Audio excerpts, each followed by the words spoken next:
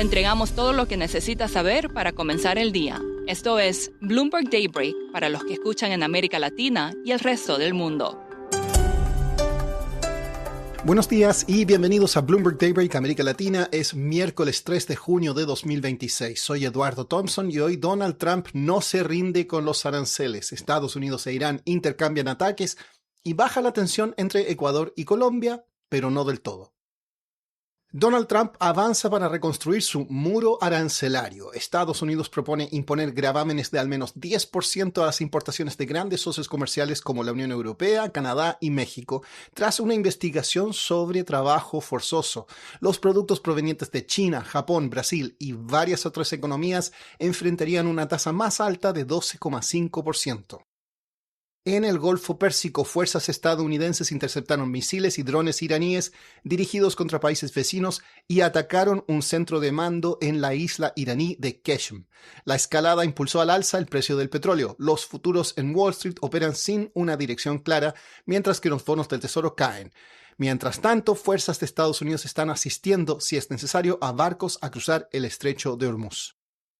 Siguiendo con temas geopolíticos, defensas aéreas rusas derribaron 50 drones sobre la región de Leningrado alrededor de San Petersburgo. La ciudad está recibiendo el principal foro económico internacional anual de Rusia, donde Vladimir Putin tiene previsto hablar el viernes. En noticias corporativas, Reuters informó que SpaceX planea vender 555,6 millones de acciones a $135 cada una. Es una oferta récord de 75 mil millones de dólares que valoraría a la compañía en 1,75 billones de dólares.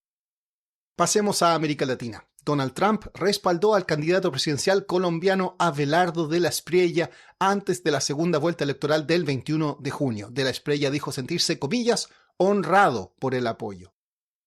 En Venezuela, la Asamblea Nacional aprobó en primera discusión una reforma que abrirá el sector eléctrico del país a la inversión privada. El proyecto, que aún debe superar una segunda y última votación, permitirá a las empresas generar, distribuir y comercializar energía mediante concesiones otorgadas por el gobierno.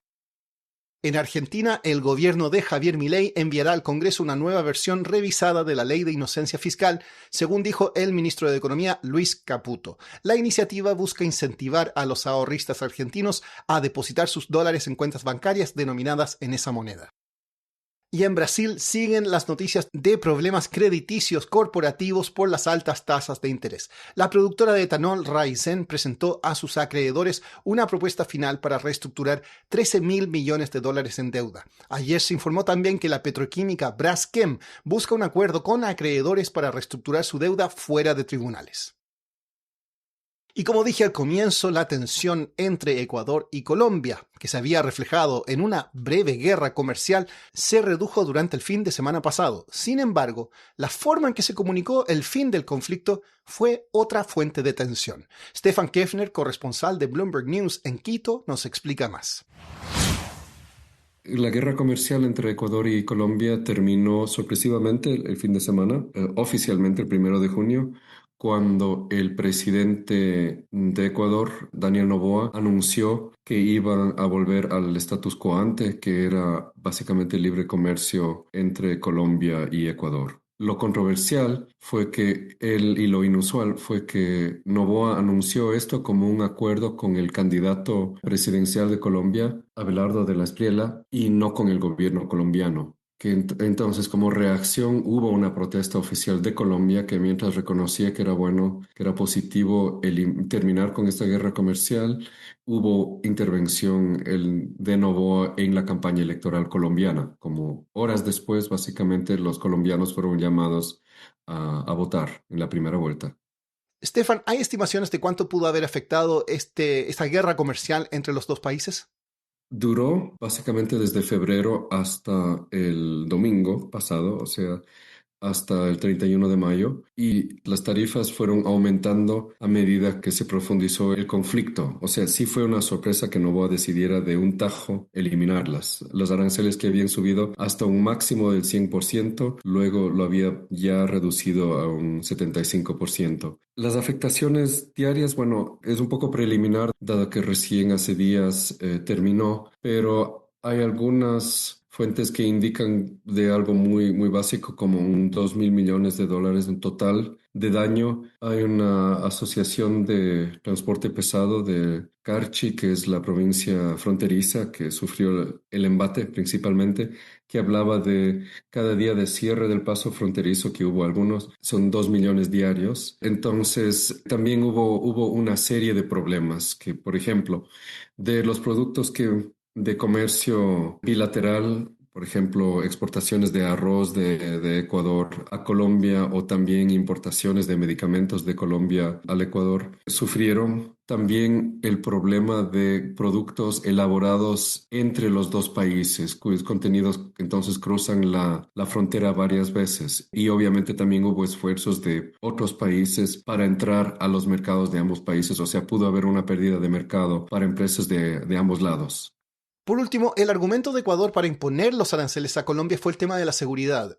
¿Ha habido avances en ese tema? Es también difícil cuantificar porque el gobierno ecuatoriano dijo que lo que se trataba de hacer era cubrir costos incurridos en base a la falta de control que Colombia ejerce sobre su lado de la frontera. También muy difícil verificar la certeza de los datos exactos. El gobierno ecuatoriano argumentó que había caído la delincuencia fuertemente en esa zona. Sin embargo, está primero para verse quién va a ganar las elecciones en Colombia. Y segundo, también la situación ya está en efecto. Entonces va a ser de nuevo difícil de cuantificar. Y por último, en general, las cifras de homicidios han caído aproximadamente un 12% a nivel nacional en el Ecuador comparado con el año pasado, que fue el año récord. Sin embargo, sigue siendo un problema muy agudo para el Ecuador. Y para terminar, si va a México para los partidos del Mundial, reporteros de Bloomberg tienen algunas recomendaciones a la hora de ir a comer. Entre ellas, el nuevo restaurante Crisis en Lomas de Chapultepec, la Casa del Pavo en el Centro Histórico y Blanco Castelar en Polanco. Eso es todo por hoy. Para más contenido de Bloomberg en español, suscríbase al newsletter 5 Cosas o síganos en redes sociales. Los enlaces están en la descripción. Soy Eduardo Thompson, gracias por escucharnos. Para conocer todas las noticias que necesita para comenzar el día, revise Daybreak en la app Bloomberg Professional, donde puede personalizar las noticias que desee recibir. También puede suscribirse a la versión solo audio en Spotify, Apple Podcasts o la plataforma de su preferencia. Eso es todo por hoy. Escuche de lunes a viernes Bloomberg Daybreak.